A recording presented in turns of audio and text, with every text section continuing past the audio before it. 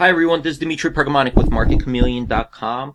I wanted to demonstrate a tool, Dividend Comparisons tool, which is looking at a relative value analysis of a group of stocks, and it's evaluating the dividend versus risk. And I'll show you an example right now. And you could create your own dividend group of stocks, or you could just select one of the ETF holdings that we have here. And my go-to is let's do the aristocrats. So let's just do the S&P aristocrats, and I'm going to just reload this graph over here, and I'm going to use the baseline as the 30-day implied volatility. And what this is doing here is the first thing it looks at is the group of the S&P 500 aristocrat stocks, and this vertical line over here, that is the average dividend yield of the entire group. So any stocks above this vertical line, the dividend yield is above average.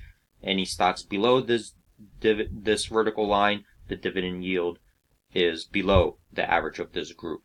The next line over here is the horizontal line, and this is the average 30-day implied volatility. So in a stock, we look at as if the volatility in the stock is high, it's riskier. If the volatility in the stock is low, it's less risky. So you could see over here, lower risk is going to the left, higher risk going to the right.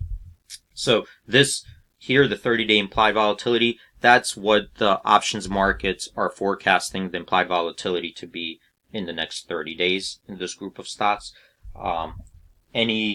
So over here on the vertical line, anything to the left of it, the implied volatility is below the average, and anything above or to the right of it, these stocks, the implied volatility is above the average of this group.